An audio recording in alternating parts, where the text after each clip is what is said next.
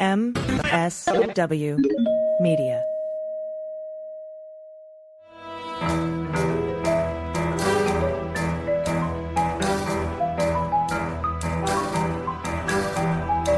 The rule of law is not just some lawyer's turn of phrase. It is the very foundation of our democracy. The essence of the rule of law is that like cases are treated alike. That there not be one rule for Democrats and another for Republicans, one rule for the powerful, another for the powerless, one rule for the rich and another for the poor, or different rules depending upon one's race or ethnicity. To serve as Attorney General at this critical time is a calling I am honored and eager to answer. So yeah, now it's clean up on aisle 45 time. And for a long while yet, it is going to be clean up on aisle 45. Hey everybody, welcome to episode 135 of Clean Up on Aisle 45. It's Wednesday, August 23rd, and the Rice County Jail is open. The Rice Street Jail in Fulton County is open for business today. It's jumping all of a sudden. The hottest club in town is Rice Street Jail. It's got everything. I'm doing my Stefan face right now. I'm Allison Gill, everybody. Hey, and I'm Pete Strzok. We have, Allison, so much to cover today, including the arrest and bond conditions for Trump and his co-conspirators in Fulton County, how Trump wanted to schedule his arrest at the same time as the GOP primary debate to steal all the media attention, which will likely work, frankly, and the FBI investigation of ongoing threats to jurors in Fulton County. And we also have at this hottest club, we have a few early filings from Mark Meadows, Jeff Clark, and David Schaefer, who are also indicted in Georgia. And remember how I said we should keep our eye on Arizona, Pete? Well, their fraudulent elector investigation has ramped up this week. And finally, there are so many other headlines. We're going to add a lightning round of quick hits to cover those. That's how much news there is. But first, let's thank our new patrons. Just like public radio, patrons make this entire show possible. Sign up at patreon.com/aisle45pod, AISLE45POD, and we'll read whatever name you sign up with. Today, we want to thank Avery Good Witness, as in a very good witness, as opposed to Nauta Good Witness. Pam Paris, Thomas Fine, Sandra Cummins Hade, Joey Johnson, Chuck Bramlett, Tracy Wentz, Rachel Knight, Sun, Chris, Morton Monrad, Peterson, Fight for Democracy Grandma, and Jessica Anderson. So again, thank you. We cannot thank you enough. All right, Pete, we have a new segment, the lightning round, or I don't know what we're going to call it. Maybe our patrons can write in and give us a good name, but like pew, pew, pew, it's just going to be headlines. And we're going to read through these quickly. So let's get going. Over in California, John Eastman's disbarment proceedings were postponed for 2 days so that he could be arrested in Fulton County. That's funny to me. But that's just a great headline. Both Eastman and Clark are trying to postpone their entire disbarment proceedings and failing. Down in Georgia, Fani Willis has scheduled an arraignment for all 19 defendants for September 5th, which is the same day as Pete Navarro's criminal contempt trial beginning. She has also requested a March 4th, 2024 trial date, running right up against Trump's criminal trial in Manhattan for felony falsification of business records. So many trials. And staying down in Georgia, Donald wants to change the pardon rules in that state because, as you know, he can't be pardoned by either himself or a Republican president in Georgia. And there's a pardon board in Georgia, and you can't even apply until 5 years after your sentence is over for a pardon to that board. So the governor can't even do it. So he wants Congress or the legislature down there to change the pardon rules. But the Republicans in the legislature are like, nah, bro, we're good. We're gonna leave that alone. So I think that's extra funny as well. And while in Georgia, Fani Willis has sent the indictment of State Senator Sean Still to Governor Brian Kemp, which could be the first step in a process to potentially form a 3-member commission that could recommend a suspension. And finally, let's head up to New York. Trump's request to postpone the E. Jean Carroll trial, set to begin January 15th, pending his appeal for absolute immunity, has been denied by Judge Lou Kaplan as frivolous. So those are the lightning round headlines for you. Excellent. So let's get down to it. Let's talk about Trump and his obsession with sucking all the media oxygen out of the room, which has worked successfully for him for the better part of his career. But he's doing it again. Late last week, he announced he wanted to hold a press conference to reveal a 100-page report assembled by Liz Harrington that he said would prove election fraud down in Georgia. Shockingly enough, his lawyers told him no, probably said, well, quit if you do it. By many accounts, his strategist also said, don't do it, leading to the question of, was this just the 2 a.m. brainstorm of Liz Harrington that was going to make each and every one of Trump's problems go away? Who knows? But in any event, he rather quickly, particularly for Trump, conceded and said, okay, no, fine. I'm not going to have the press conference. You can wait. I'm going to submit the evidence to the court in pleadings. Now, we said that, be careful. As we now know, filing false elector fraud information is a crime. In Georgia, in fact, Overt Act 108, because there was that much crime. Overt Act 108 in the indictment says, on or about the 31st day of December 2020, Trump and Eastman committed the felony offense of filing false documents in Fulton County, Georgia, by knowingly filing a document titled Verified Complaint for Emergency Injunctive and Declaratory Relief in the matter of Trump v. Kemp in the United States District Court for the Northern District of Georgia, having reason to know that said document contained one of the following false statements. 1. 2,506 felons with an uncompleted sentence voted illegally. 2. At least 66,247 underage people voted illegally. 3. 2,423 individuals voted illegally in the November 3, 2020 presidential election in Georgia who were not listed in the state's records as having been registered to vote. 4. 1,043 individuals voted illegally in the November 3, 2020 presidential election who had illegally registered to vote using postal office box as their habitation. And what are we on? 5. 10,315 or more dead people voted. And finally, deliberate misinformation was used to instruct Republican poll watchers and members of the press to leave the premises for the night at approximately 10 p.m. on November 3rd, 2020 at State Farm Arena in Fulton County, Georgia. So, Liz, Don, maybe filing lies in court documents isn't the best idea. Maybe that's what those lawyers of yours were concerned about when they came to you and said, boss, you really probably don't want to do this. And now I guarantee he was like, I'm just going to say it to the public. I'm not going to put it in a court document. I learned my December 31st, 2020 lesson, but probably not. I don't know. We'll see. We'll see what happens. But he did not. It was supposed to be Monday, and he did not do his press conference. And also, Pete, from Hugo Lowell at The Guardian, Trump wanted to schedule his self-surrender on the same day as the GOP primary debate, which is tonight, Wednesday, so he could upstage the opening event of the Republican nominating contest. Now, Team Trump, according to Hugo Lowell, has set 2 priorities for this debate, besides not showing up.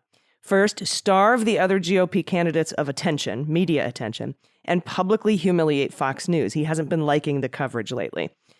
His lawyers talked him out of it and instead scheduled it for Thursday morning, thereby taking up the whole news cycle the entire day after the debate.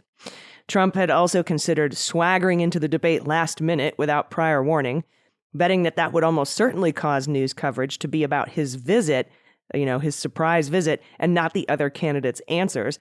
But he has since soured on that option. He also wants no mugshot taken. And the reason is weird. It's because he's selling his cool one, right? Like he made a fake mugshot and he's been raising money off of it. I guess he doesn't want the competition of a real mugshot.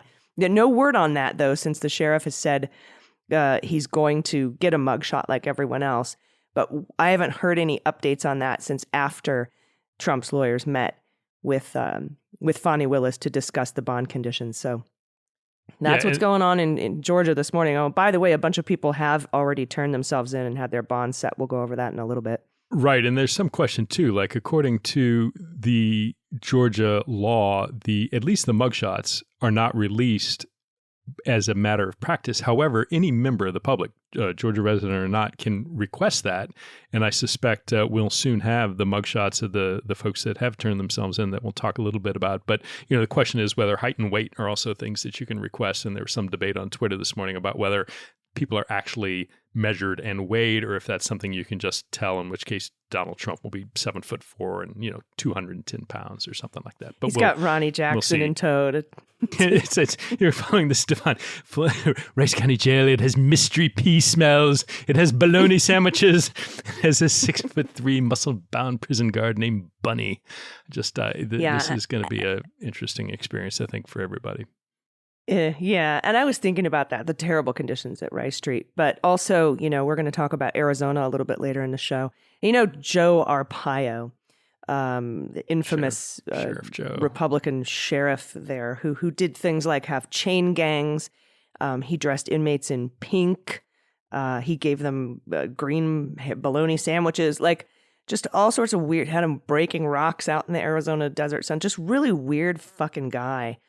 And, it makes me wonder, like, if any of those conditions are still left over at those prisons, or if they've been, those prisons have been rehabilitated, and what those electors over in Arizona could face. The fact of the matter is, I was shocked. My experience going and working, particularly not so much federal prisons, but like DC CCB and, the initial intake stuff, like literally underground, it is like going into some weird, post-apocalyptic, dimly fluorescently lit concrete cave. Right, straight out of True Detective, right? Dirty secret of America is like prisons, by and large, are fucking abysmal, horrible places. And most people don't care because most people engaging in dialogue tend to be educated and privileged and don't tend to have the same prison experience either in their immediate lives or those of their family that folks who don't have the same soapbox do. So suddenly we've got Marjorie Taylor Greene discovering that, wow, the DC prison situation is pretty crappy. Yeah, it's been pretty crappy for about the past 3, 4 or more generations. You just didn't care about it because, wealthy white people didn't typically spend a lot of time there. Same thing down at, Rice Street. I guarantee you there's stories coming out. They're already out there now. Folks going down Fox 5 Atlanta we talked about this during the patron happy hour, stunning, coming up with people who are leaving saying, well, it smells like pee in there. It's horrible. Nobody wants to be in there. Yeah. Prisons in America, the American incarceration system / complex is huge. It is terrible and awful, and it's one of our dirty little national secrets.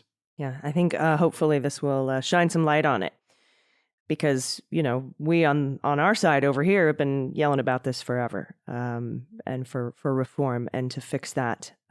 It's cruel. All right, we will be right back with those bail conditions we talked about, and they're very interesting. But we have to take a quick break, so everybody stick around. We'll be right back.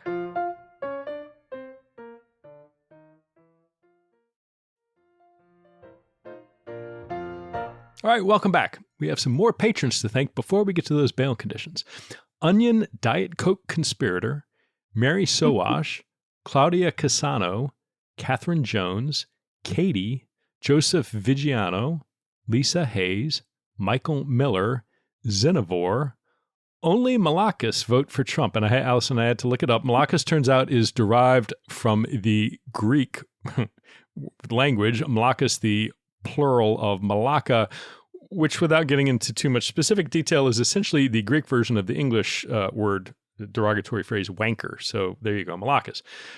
Judith Taylor, Katie from Alaska, and Eric Kadagel. Thank all of you so much. As Allison said, you absolutely are the lifeblood of this, our partners in this, and you make this go. So you are an integral part of the family that puts all this together, and can't thank you enough. So let's get down to those bail conditions in Fulton County. We got a rundown here.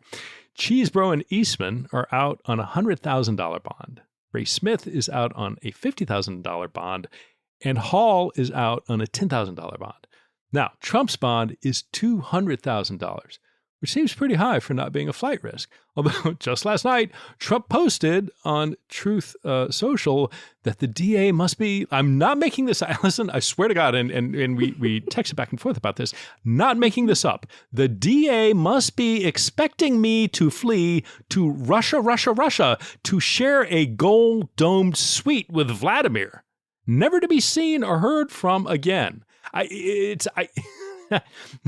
read this, it's like, I assume he's trying to troll somebody, but this is a former president.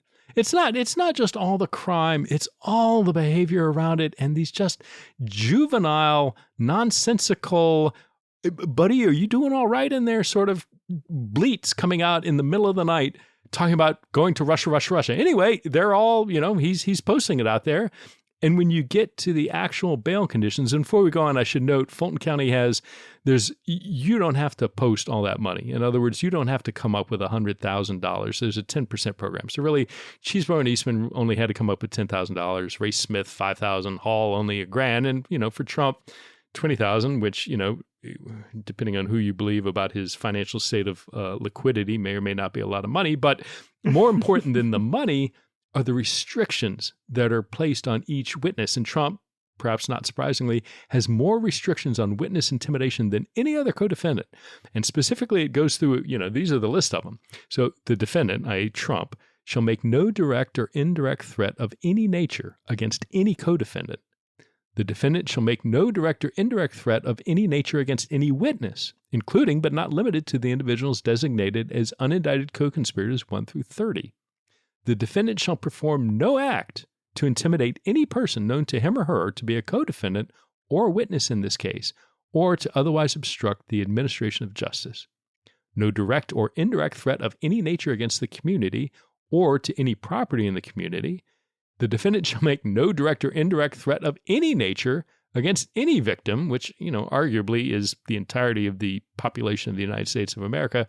And then finally, most interesting to, I think us and a lot of folks, the above shall include, but are not limited to, posts on social media or reposts of posts made by another individual on social media. And if you have the misfortune of, voluntarily looking at Trump's social media, he loves to repost stuff. He will say crazy crap on his own, but frequently he will take outrageous things from everybody from, far right-wing media folks to crazy, obscure trolls and repost it. So, his conditions include, hey, it's not just what you're saying. All that crap that you repost, we are going to treat that as your statement for the purpose of and he conditions. Reposted that article that had a photo of him with a baseball bat standing next to Alvin Bragg. Exactly. That repost would fall directly within the confines of these restrictions, these bond restrictions. So, this is these were written very carefully based on his past and current and recent behavior on social media. So we'll see. I mean, I think they have over under in Vegas on how long it'll take before he violates any of these.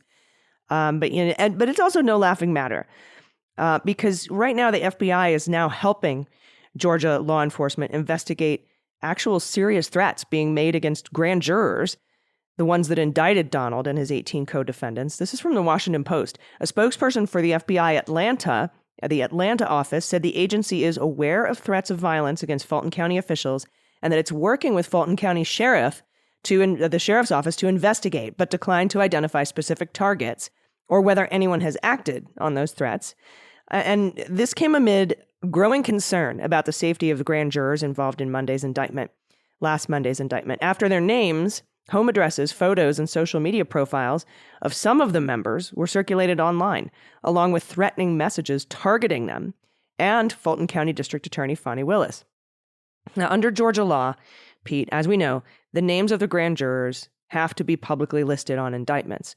That's an effort at transparency that a lot of folks, including myself, have recently questioned in light of these ongoing threats. Now, local police departments, including the Atlanta police, have also been monitoring threats against the jurors and are prepared to respond quickly. Now, as soon as the indictment was published, the grand jurors' names were published in right-wing online forums, usually accompanied by photos so you could identify them, and personal information, addresses, and phone numbers. Now, several jurors after that disabled their social media profiles on Facebook and LinkedIn and stuff. Extremists posted screenshots of their pages, though, before they got taken down. Now, in the forums, users would imagine the jurors being tried and convicted because they indicted Trump, and there were thinly veiled references to death sentences or vigilante justice. So the FBI is now working with local law enforcement, county, local, state law enforcement, to investigate these death threats. We know somebody was just arrested and charged for threatening Judge Chutkan in D.C. threatened to kill her and threw some racial slurs at her on a voicemail to the phone number and the answering service in her chambers. So it's there. The threat is real. Yeah, and they aren't, some of the reporting that, the reporting I've seen is pretty good about not specifying exactly which bulletin boards they found the stuff, but they did quote some of the specifics. And I mean, this is literally a post. I mean, it's not veiled at all. Quote, "These jurors have signed their death warrant by falsely indicting President Trump." I mean, that's the kind of crap that's running around. And again, we talked about this during the bonus episode. It's not, when this happens, it adds to the caseload, not just of the Fulton County Sheriff's Office, not just to Georgia authorities, but, to your point, what if it's somebody in Texas making the threat? What if it's somebody in Washington, the state of Washington, making that threat? Everybody has to track it down. And what was interesting to me, Allison, is, the FBI rarely confirms or denies investigations. But in that statement from the FBI spokesperson in Atlanta, they did say, however, each and every potential threat brought to our attention is taken seriously. Individuals found responsible for making threats in violation of state and or federal laws will be prosecuted. And why I thought that was interesting, there are a couple of ways that the FBI can get involved in local sort of law enforcement matters, because not everything has federal jurisdiction. The FBI does not have authority to investigate certain lower level or state local type crimes. But in this case, the FBI could. So if the Fulton County Sheriff or if the Georgia Bureau of Investigation came to the FBI and said, "Hey, we need your help," the FBI could do that under a provision to law enforcement sort of justification. But then the FBI could also just open its own case. Like, if there is something within the FBI's jurisdiction, it doesn't matter. I mean, they'll certainly work in coordination with and help local and state law enforcement partners, but they have their own jurisdiction. And what was interesting about that statement from FBI Atlanta was state and or federal laws will be prosecuted. So to me, whether that was just boilerplate or whether they intentionally included that to say, hey, yeah, we're helping the locals, but there's also federal crime going on here and we're investigating that. It was interesting. Yeah, whatever. I'm glad they're doing it. It is more than a local problem. And I think much like tracking down the 1,000+ insurrectionists who stormed the Capitol on January 6th, it's important to track down threats like this, because not only do you punish the perpetrator, but it serves a deterrent effect. Anybody, going forward, looking at the jurors for trial or all the witnesses out there, it will serve a positive benefit, hopefully, to tamp down some of the potential violence. Yeah, it's fascinating to me how federal and local officials work together. I talked at length with Andy McCabe about the Boston Marathon bombing and how that all went down. And, there were federal crimes there, local law enforcement lending a hand. I think those discussions must be just very, pretty high level, but also very interesting to be like, well, we're going to do this. We have to take this now because we've got a bomb here involved, right? Or it's terrorism, et cetera.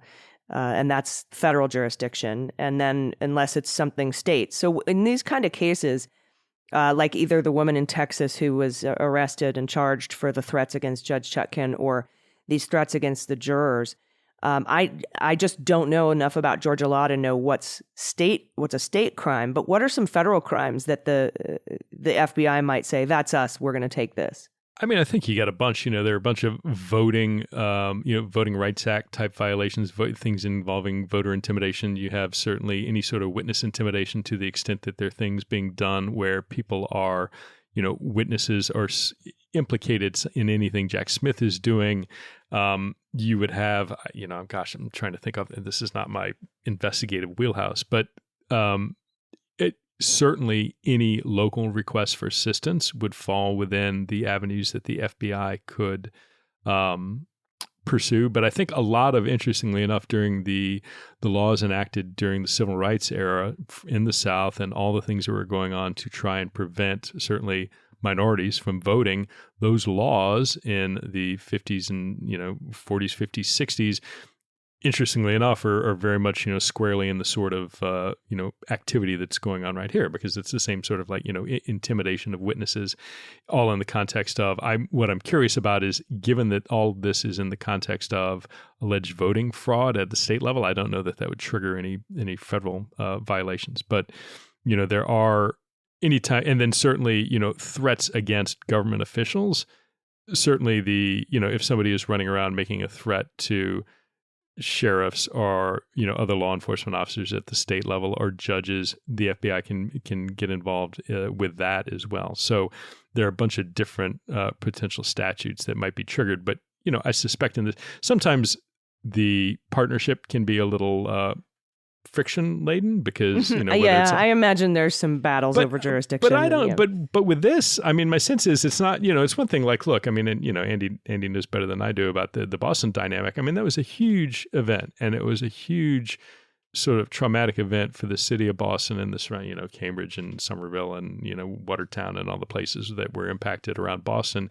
So that had a huge local impact, and it was limited. For something like this, where it's kind of like a big threat stream that is going to continue, my sense is Georgia would welcome the assistance. I think the FBI, I don't see the same potential for sort of a fight over jurisdiction, just because I think this is one of these things of like, people are worried about the potential of how much violence and threats may have to be addressed, are worried about not having sufficient resources to do it. And so the idea of being able to partner up with various agencies to pool those resources and sort of like, here's the huge scope of the problem, let's divvy up how we're going to approach it, I think would probably likely be welcomed by most of the participants. Yeah, then it becomes more of a, hey, just the resources. We just love the resources at that point. Not so much, we've got plenty of law enforcement. We have to figure out who's going to take this case. It's now like, hey, all hands on deck. We need the help.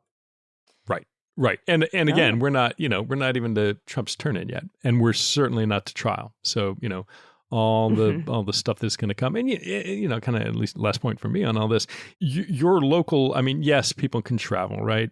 Somebody can, look at January 6th and like every state of the union, I think, has now had people arrested for participating on January 6th. But by and large, your local environment has a huge role in the level of threat at any particular given place. So, wherever you happen to be, let's take, Georgia. Now, the immediate population, Fulton County, is certainly, it's a blue voting area.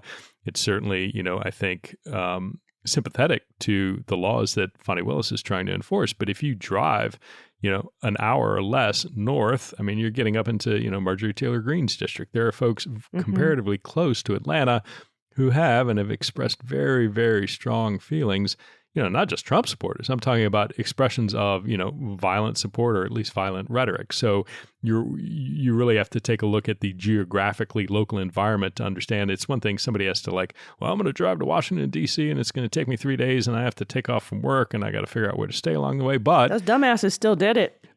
Which they still did, right. But that is an order of magnitude harder than having a few beers on Saturday afternoon and saying, fuck it, let's go shoot up the courthouse in a sort of drunken lack of judgment and, hopping in the car with a bunch of weapons and driving down and trying to do it. So the point all that is the local environment makes a difference. It isn't determinative, but it is important. And I think when you look, take out a compass, right? And dial it into 60 miles and draw a circle around Atlanta, you got an interesting population there when it comes to this. Right. One of the reasons some of these folks want to move their cases out of state court into the federal court is because you can incorporate those rural areas in jury selection. And we're going to talk about that as well, but we have to take a quick break. So everybody stick around. We'll be right back.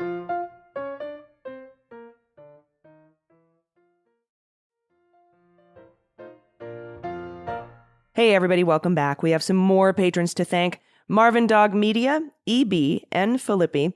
Give It Away Now, The Blushing Crow, at Dirt Road Dems. I love that. Ezra Cohen, Joyce Byers, Lisa Shen, Take Care of Your Shoes, Susan Jaffe, and D.A. Taylor. All right, so before the break, I mentioned we have some interesting filings about moving stuff out of state to federal court. Mark Meadows has done that. Probably the guy with the best lawyer of the group indicted in Fulton County. He made a pair of filings. First, he wanted to move his case out of Georgia state court and into the federal court. And the advantages here for him, as I mentioned, is that jury pool may be a bit more conservative, especially if he moves to get jurors from all counties. That's something you would make a motion for in that district, including the rural ones. But overall, the district still leans Democratic, Pete. Also, if this trial is in federal court, it will not be televised. Probably. I don't see Chief Judge John Roberts growing a fucking conscience in the next few weeks or few months to televise that trial. But maybe I'm wrong. I hope I'm wrong.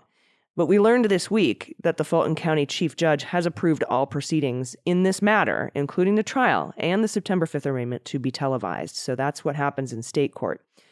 But some things that will not happen if it moves to federal court, and these are important. And this was brought up by Anna Bauer, who's an excellent local reporter in Fulton County on MSNBC. She says, first of all, it doesn't change the pardon rules. Just because you move your case to federal court from state court doesn't mean you are now eligible for a pardon, a federal pardon from a president.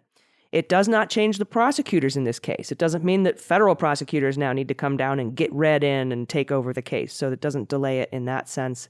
And you still get the prosecutors from Fulton County. And it doesn't change the laws or the crimes that are being prosecuted. And also, anyone worried about that new law passed in the Georgia legislature allowing a commission to potentially remove a district attorney like Fani Willis, which is what DeSantis has done twice down in Florida right now, by the way, by removing 2 democratically elected DAs.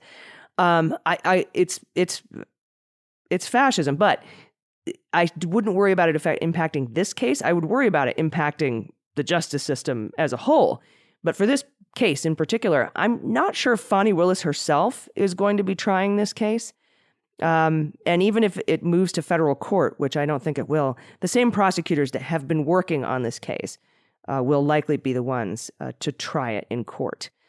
Also, U.S. District Court Judge Steve Jones scheduled an evidentiary hearing for Meadows' removal push for August 28th.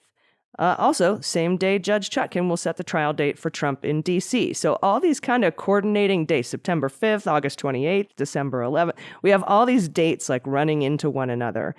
I remember this great filing came out yesterday, or earlier this week. You're listening to this on Wednesday, from Jack Smith, who he asked permission to respond to Donald Trump's request to have the trial in April of 2026.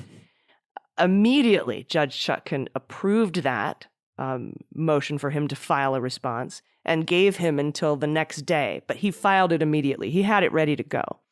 And that seems like an ongoing theme within the Jack Smith investigation. We've got all the discovery ready. We've got it tagged. We've got it labeled. We've got timestamps. We've got it front-loaded with the documents you need. We've got everything right up front. Here you go, ready to go. And this filing was ready to go. And Donald Trump filed a notice to the court in Miami with Judge Aileen Cannon, right? The judge that's in his pocket down there, or at least was during the special master case. And he said, Your Honor, look at these inconsiderate people. They filed, Jack Smith wants to have jury selection in D.C. for my coup crimes on December 11th. When I'm supposed to be here for my document crimes on December 11th for a hearing in your honor's court, you should do something, take the appropriate action. And Jack Smith actually responded to that in this response to him wanting an April 2026 filing. And Andy called it on this week's episode of Jack, by the way. He's like, wouldn't it be great if Jack Smith is like, fine, we won't do it December 11th, let's do it December 12th. And that's basically what happened. Like, this is an easy fix. No appropriate action needs to be taken. Let's just move it. So these kinds of conflicts are going to happen more and more as we get closer to 2024, and even in October of 2023, because that's when the New York Attorney General trial, Tish James, her civil $250 million fraud lawsuit begins, unless that gets moved or adjourned in favor of some federal proceeding. Yeah, and I think they're going to be particularly acute between the Fulton County case and Jack Smith's Washington, D.C. case. I mean, my instinct, my gut tells me that Aileen Cannon is going to, be inclined to be favorable to Trump beyond a reasonable amount that somebody should be considerate about a defendant's need for fairness. And what that will eventually translate into is her not changing anything in D.C. or in Georgia, but essentially just delaying it so that, that's pushed back as Trump had hoped well after the election. I would be shocked, frankly, if we see anything in Fort Pierce go to trial before the election. And amongst the many justifications, one will be, well, I just can't do this given the workload and the obligations of all my other, criming. But I think Georgia is inclined to go quickly. I think Judge Chutkan in D.C. is inclined to go quickly. I think particularly those two cases, the other thing that make them very interesting is you've got overlapping cast of characters. I mean, Trump is a constant on all these, but, Walt Nauta and De Oliveira are not involved outside of Mar-a-Lago. But when you look at, everybody from Rudy to Cheesebro to Meadows, these are all folks. And, particularly when you get, Meadows, who is a defendant in Georgia, but isn't even by all accounts an unnamed co-conspirator in the DC indictment, is he a cooperator? But, when you get to those people at a high level where they're either a witness and or a subject under indictment, you get a lot of dynamics there that are going to become, as you said, you think listening to this, oh God, that's a lot to keep track of all these dates. It's going to get a lot worse. So, that's why we're here. Buckle in. Yeah, and part of me wonders if Meadows was completely left out of that Chutkan indictment, the coup indictment of Donald Trump. Because, I don't know. Have you ever been like, well, that guy's got a really good lawyer and he could probably drag this shit out for a really long time and we don't have time to do that. So, let's figure that out at another time. But something interesting did happen, or I should say didn't happen with Judge Cannon. She didn't change the trial date based on the superseding indictment. I thought she might use that as a reason to delay that May trial date, but she didn't. She kept it the same after the superseding indictment consideration. So again, I'm not saying she's rad, but so far, I haven't seen any overly egregious decisions from her, but that might also be the way, right? Like death by 1,000 paper cuts, a week here, 2 weeks there, just pushing it out until beyond the election. But also it's a SEPA case. There's a lot of considerations and things that have to be done behind the scenes. But you're right. There are so many unindicted co-conspirators and indicted co-defendants in common between the DC coup case and the Fulton County case. And that could increase if Arizona throws its hat in the ring. We could see some higher level Michigan folks go. And then you've just got potential conflict, not like a ethical conflict, but date scheduling conflict. Right. Over and over again. Yeah, and the question, right now the Michigan defendants, there are a lot of them, but they're all they're state level officials and they're state actors, and we'll see what Arizona does. Now, if either of those states decide we're going to move up and, like Georgia did, we're going to look at federal, national level figures who are coming, because there were folks in there. It is the same cast of characters who were pushing the fake elector scheme. There was this connective tissue to John Eastman and Cheesebro and the Logan, Allison, the cyber Rudy. ninjas. They were showing up, and Sidney Powell was showing up in Antrim County in Michigan. So there are national level figures, and I'm very curious to see if states, like you said, Arizona increasingly looking active, and certainly Michigan well underway. But whether Michigan broadens, if Michigan's done, or if they're looking potentially to indict more people, that's a good question. We'll see. Mm-hmm. We'll see. Yeah, well, we'll get to Arizona in a little bit here later in the show, but they are looking at those national level figures that were, the Logans, the cyber ninjas, the I guess the under bosses of Sidney Powell running around the different states in the country and trying to get stuff done, and so that they might go up as high as that, or they might leave that to Fulton, or they might say, hey, there's just too they're being taken care of elsewhere. Let's take care of these folks here. Who knows what kind of calculus goes into it? But this is so sprawling and so huge, and has so many defendants and witnesses that are in common that we'll see how it pans out. But yeah, and exactly. And the point is also that it's not just the government, whether it's state or federal government, kind of making the decisions or trying to make the decisions. The individuals are too, and that brings us to some reporting from Tamar Hallerman at the Atlanta Journal-Constitution, talking about former White House Chief of Staff Mark Meadows.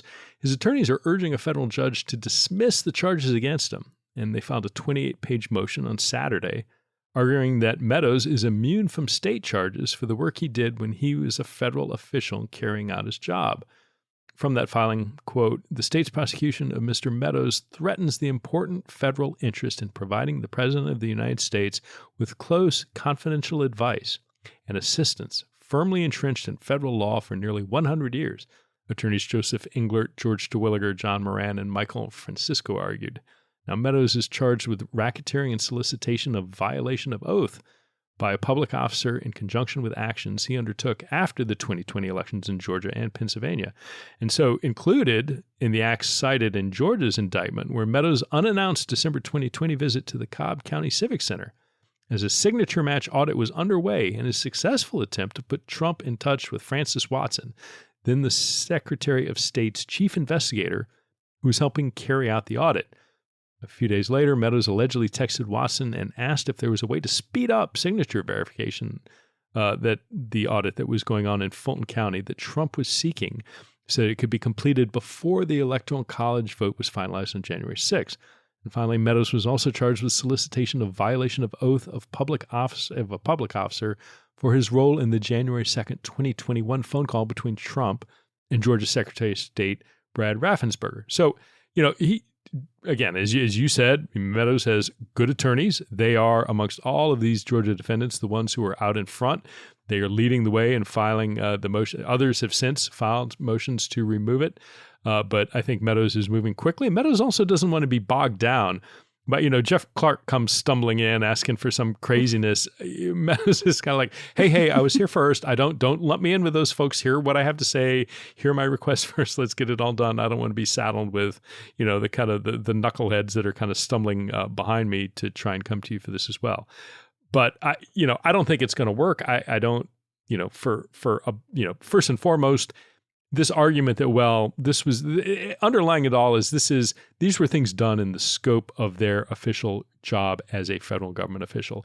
It is never within the scope of your job as a federal government official to break the law. That's just not, there's nothing in the scope of that. No. So, No. that you got, hey, I'm just trying to overthrow the government. That's part of my, no, it's not. That's not part of your job. And then the point of that too is like there is a strong tradition going back to like the debate in the Federalist Papers about the role of the states in the conduct of elections.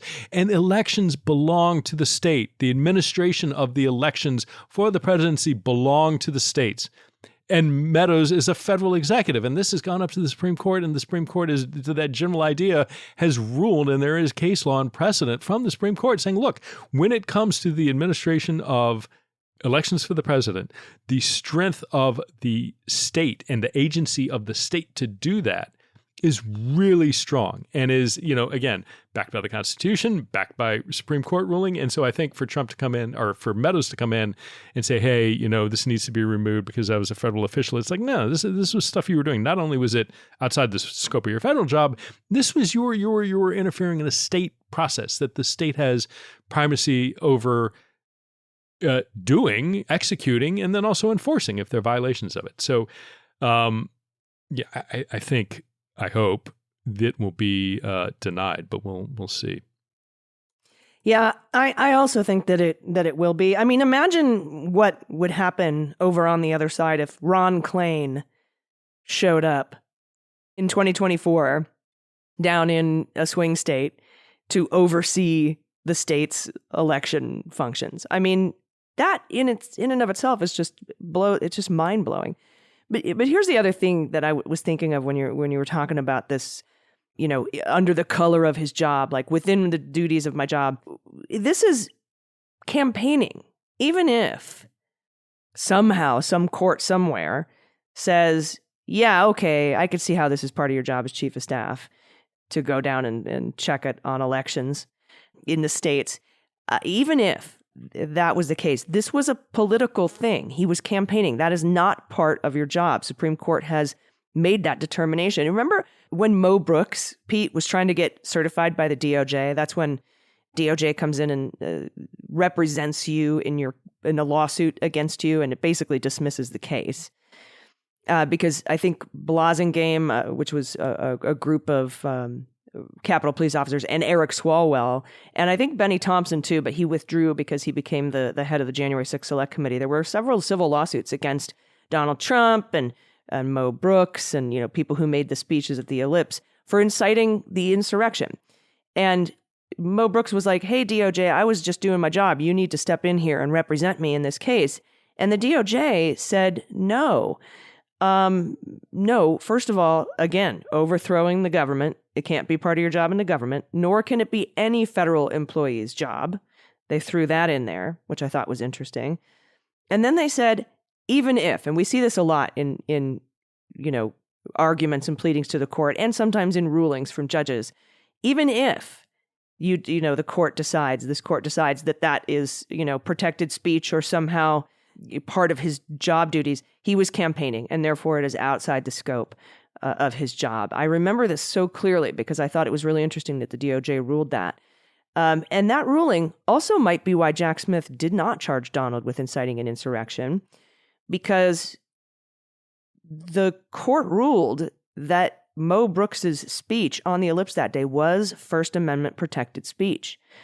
And if I'm Donald Trump and I'm charged with insurrection, I'm bringing that ruling up in D.C. because that's the same jurisdiction in which it happened. So you and I might 100% look at that and be like, yeah, he incited an insurrection. He sent that angry mob.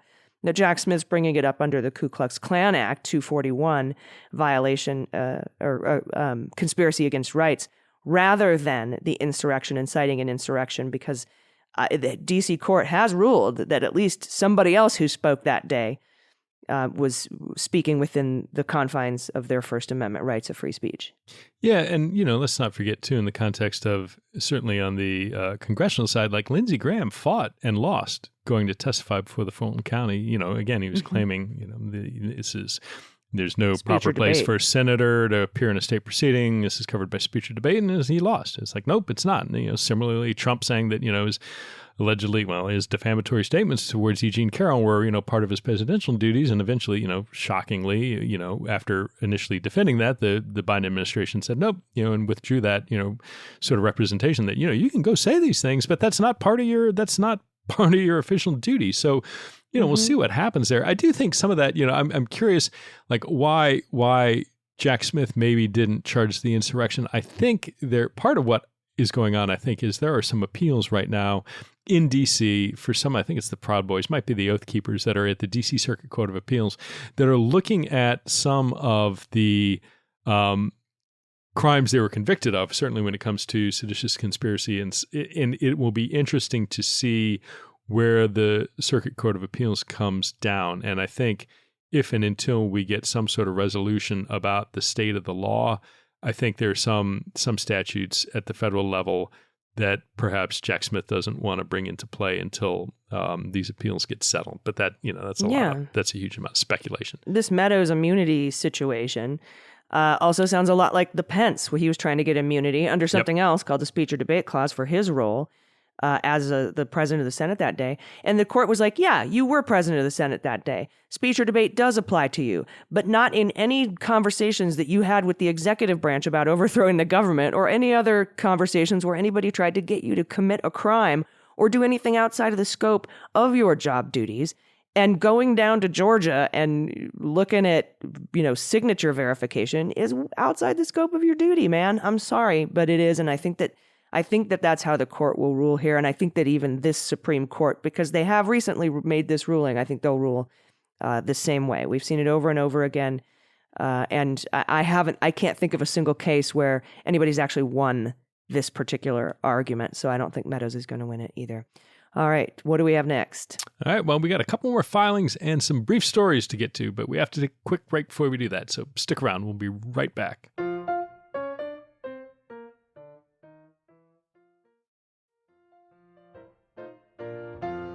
Hey, welcome back. Last group of patrons to thank, and these are our Hall of Fame patrons, the rock stars of this program.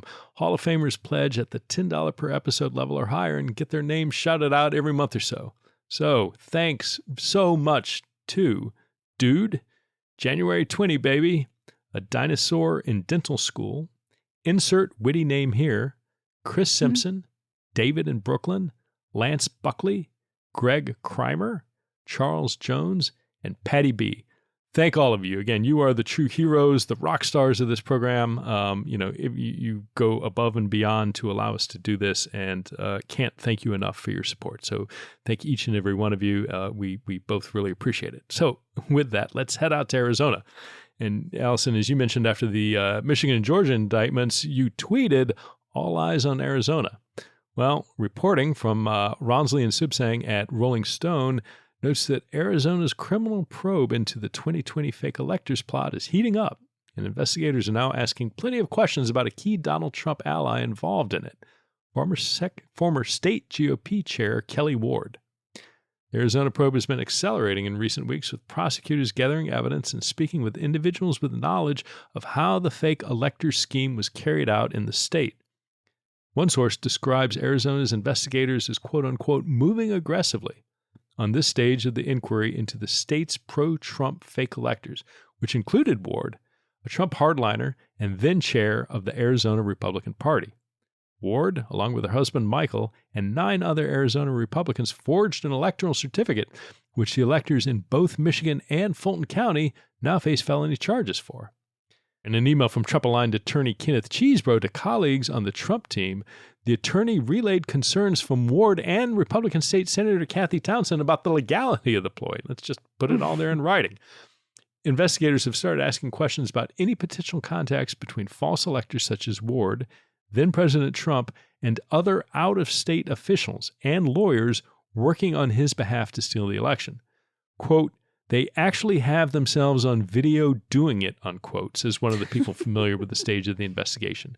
Continuing, quote, "It is as if Ward and everyone else were thinking, how do we make this a walk in the park for the prosecutors," unquote.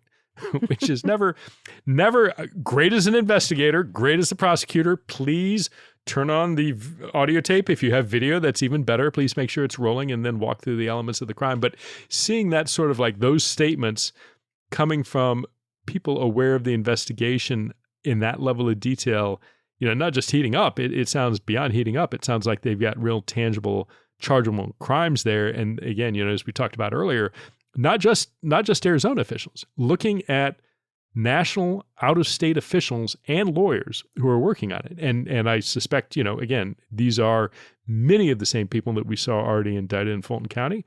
And we'll see if they end up showing up in Arizona indictment. Yeah, and if I'm Chris Mays, Attorney General down there in Arizona, or the prosecutor that they've put in charge of this particular case, they did put a special prosecutor in charge of this case in Arizona, and Arizona does have a RICO statute, I'm calling up Fani Willis, and I'm saying, tell me your best practices and what to avoid. I'm calling up Dana Nessel and saying, hey, what works and what doesn't here? What should I be looking for? I mean, we've got a template now for charging fraudulent electors in a coup attempt in this country. So that's what I would be doing, and I wouldn't be surprised if that hasn't happened yet. So good on you, Arizona. We'll keep an eye on there. Some late-breaking news Monday night, though, Pete. Both David Shaver and Jeffrey Clark have filed notices in Fulton County to move their criminal charges to federal court, just like Mark Meadows did. They were probably like, oh, look, good idea, and then probably just sort of copied off that guy's paper. And then you get the Council of Terwilliger without having to pay for it. But Clark says he's also going to be seeking emergency relief against the state attempting to execute on any arrest warrants. Pete, you tweeted about this. What was this about? Well, and it's not just that. I mean, Jeffrey Clark, and I tweeted that I would hope God give us all the sense of an entitlement of a mediocre white man. It just, not only does he ask like, hey, I want, immediate relief. I want an injunction from being arrested because since this is not a lawful warrant or indictment out of Georgia and it's going to get removed to the state or to the federal level, I shouldn't have to be subjected to arrest coming out of Georgia because their whole thing is null and void. So that's essentially his argument, which is BS. Sounds like Navarro. Do they have the same lawyer? Yes, it's Navarro. It is the entitled mediocre white man. That is these pasty-faced, mayonnaise-eating, entitled, couldn't bench press 32 pounds, just, the land of driveway underwear standards. Just horrible. And not only that, and so he files it last night. And by the way, Fani Willis has said noon, mother effers, you knuckleheads, noon. This is a week ago on, whenever that was, Monday, Tuesday, but not next week, Friday. So I'm giving you 2 weeks. You need to turn yourself in. And if not, we enter the find out stage. So then last night, Monday night, the week later, Clark's attorneys filed this, and it's interesting that not only does he say, hey, it's not a real thing, you don't need to arrest me. And I'm going to read this because this is from the filing, quote, not only cancel this arrest warrant and through what we're asking you, to preserve both the overarching federal interest under the Supremacy Clause and Mr. Clark's constitutional immunities pending the court's resolution of whether further state-level proceedings are stayed pursuant to these cites, Mr. Clark asked the court either to grant a stay or a temporary restraining order against Fulton County on or before 5 p.m. Tuesday, August 22nd, 2023, i.e. today when we're taping. So we're filing this last night on Monday night, August 21st. Oh, by the way, court, while you're at it, chop, chop, we need an answer by 5 p.m. tomorrow. Why? Or to grant administrative stay as we described below. Why? Quote, if the court grants a stay or TRO that quickly, Mr. Clark would not need to be put the choice of making rush travel arrangements to fly into Atlanta or instead risking being labeled a fugitive. No, you knucklehead. Get this in sooner or don't do it at all. And if it doesn't happen, then get your ass down to fucking Georgia by Friday at noon or you're going to have an arrest warrant issued. Like every other defendant in the United States of America at the federal, state, or local level. Your little oil spill expertise does not get you an exemption to the criminal justice process. And the fact that you are not only saying, hey, late Monday night filing court, you got, I'm going to give you I'm going to give you a full working day. Can you do this by 5 p.m.? You go to work at 9. Just clear your schedule and rule on my motion for a temporary restraining order so I don't have to be inconvenienced by making rushed travel arrangements. Fuck you. It's had a week. But who literally, I want to say, who the fuck do you think you are? But the sad answer is, well, you're almost the Attorney General of the United States of America. God. Okay. Because these are the type of people. These are the people who will inhabit the cabinet level jobs in the next Trump administration if that comes to pass. Oh yeah. Oh, absolutely. In fact, if Trump wins the 2024 election, I guarantee you Jeffrey Clark will be Attorney General and be pardoned. That's how it'll go. Very, very frank. He'll put Kash Patel at the head of the NSA. I mean, like, it's so terrifying. No, I think Kash is going to FBI, frankly. That's Ray's out. Oh, you think FBI? Because he was over at the DOD before. Clean house. Get rid of the deep state. Oh, right. The deep state of the military. All right. What else do we? Because we've got a couple other random stories here. I'm gonna take this one because I know you've got a little special rant that you want to do at the end here for some news that dropped this morning. Yeah. Now that I'm getting warmed up. Yeah. Let's go. This is. We should save this for the bonus episode. We're rapidly getting into bonus episode territory. Curb my enthusiasm. Yeah. Totally random other news. That's hilarious. Our friend Mimi Rocha. She's the Westchester County in New York. She's the district attorney there. She's actually opened a criminal investigation into James O'Keefe, former head of Project Veritas.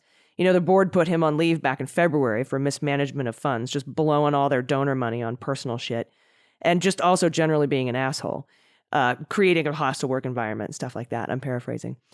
It's unclear what the investigation is about, but the timing suggests it's probably about the mismanagement of funds. For example, $14,000 that the board of Project Veritas said O'Keefe spent on a charter flight to meet someone to fix his boat under the guise of meeting with a donor. And I mean, who among us hasn't needed to book an emergency charter flight on a private jet to fix our boat? If only Jeff Clark had access to that, he wouldn't have to be bothered by late-minute travel arrangements if he could use what else am I James supposed O'Keefe's. to do?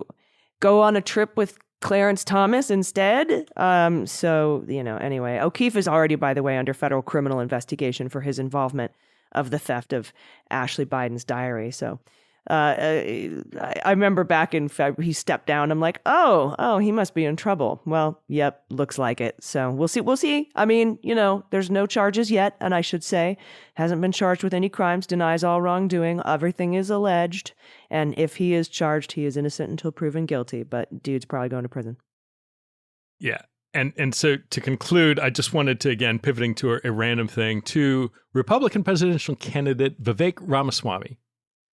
Now, if you're wondering who that is, you're not alone, because he's, polling down around, Asa Hutchinson territory. But he was a tech bro and a pharma bro in 2022 by way of sort of example of who he is. He founded an investment firm positioning itself in opposition to ESG initiatives. And ESG are environmental, social, and corporate governance initiatives trying to look and regulate and encourage companies to engage in environmentally friendly or socially or corporately responsible governance practices. He took the opposite side because in this day and age of, the flash flooding and Hurricane Allison that you just lived through that hadn't seen the lower California in, I think, 70, 80 years, on top of unprecedented fires across Canada, on top of unprecedented ocean warming, who the fuck doesn't want an investment firm so we can invest in some chlorofluorocarbons to, just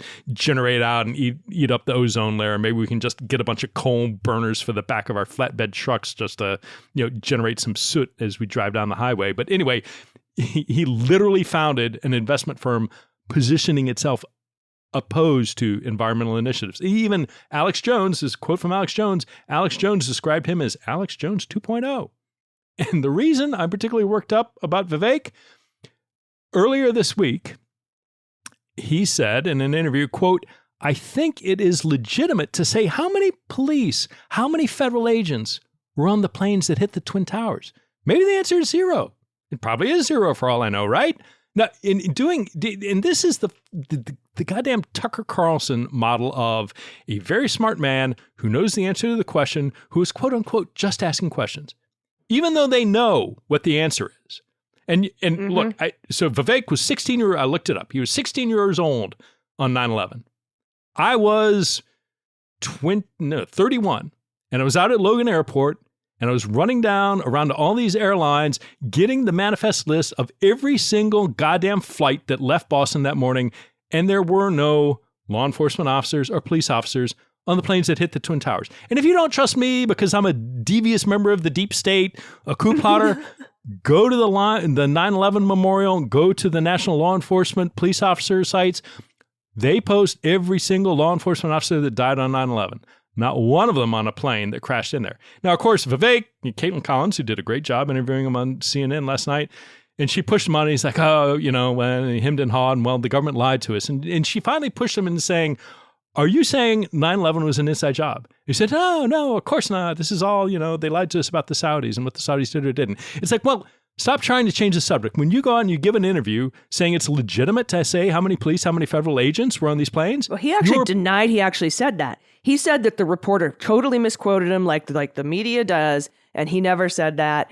And what I mean is, I'm just asking questions. He didn't even denounce. He wouldn't even say, I don't think that there were federal agents or law enforcement on those planes. He wouldn't say that because that would remove the seed of conspiracy from the ground he's planted in fucking idiots' heads across the country. And that's exactly what's going on. He is a bright man. I think he's a scumbag, but he graduated from Harvard undergrad. He got his law degree from Yale. He is a bright man. He knows full well that 9/11 was not an inside job. He knows full well that that is a dog whistle for the conspiracy-minded QAnon knuckleheads that are deeply entrenched in MAGA land that he is trying to curry favor with. So with that Harvard and Yale education, he is taking one of the largest national tragedies in our nation's history. He is taking each and every survivor's sorrow and pain from that day and churning it out into conspiracy chum for the fucking assholes who eat that stuff. And he's doing it, in my opinion, knowingly. He's not some crazy Lauren Boebert. No, I think it's true. He knows better, just like Tucker Carlson knows better. And he's a piece of garbage for doing that. And the sooner he gets his ass handed to him in this primary, in my opinion, the better. But I just wanted to call that out because I think it's despicable. I think it is a horrible thing to do from every single person who lost their life on 9/11, all of their families, their loved ones, to be playing on that to gather a couple of fucking votes from some QAnon in an election that he's person? not going to win. in an election he knows he's not going to win. He's just trying to up his brand. That's all he's doing. We know that. Well, hey, everybody. No, that was a little bit, those last two stories were a little rando, but they needed to be covered. And so we appreciate you taking the time to listen. And thanks again to our patrons. There's going to be a lot to report after this self-surrender by Donald Trump tomorrow at Rice Street in Fulton County at the jail there. And, we'll be reporting on it and anything else that happens, and we'll keep our eye on Arizona for you. Do you have any final thoughts before we get out of here this week, Pete? No, only it tickles me somewhat only to know that by the time you're listening to this, post-production will soon be whether we're looking at the adventures of Smokey and the Underwear Bandit as Jeffrey Clark goes on the run, becomes a fugitive from justice in Atlanta. We'll know soon enough. I suspect, like most pasty, self-entitled, mediocre white men, he will fold like a cheap stack of cards and shuffle his way in to the jailhouse. I'm guessing Thursday afternoon. Fold like a cheap prison jumpsuit. Yes, right? Exactly. On his last minute $600 round trip flight out of National. It's booked already. It's already booked. He's not gonna. Yeah, come on. And it was probably paid for by the Save America PAC. All right, everybody, we'll see you next week. Thanks so much for listening. Again, I've been Allison Gill. And I'm Pete Strzok. And this is Cleanup on Aisle 45. Cleanup on Aisle 45 is written, researched, and produced by Allison Gill, with editing by Molly Hockey. Our art and logo design are by Joelle Reeder and Moxie Design Studios, and our music is composed and performed by Adam Orr. Cleanup on Aisle 45 is a proud member of the MSW Media Network, a collection of creator-owned podcasts dedicated to news, politics, and justice. For more information, visit mswmedia.com.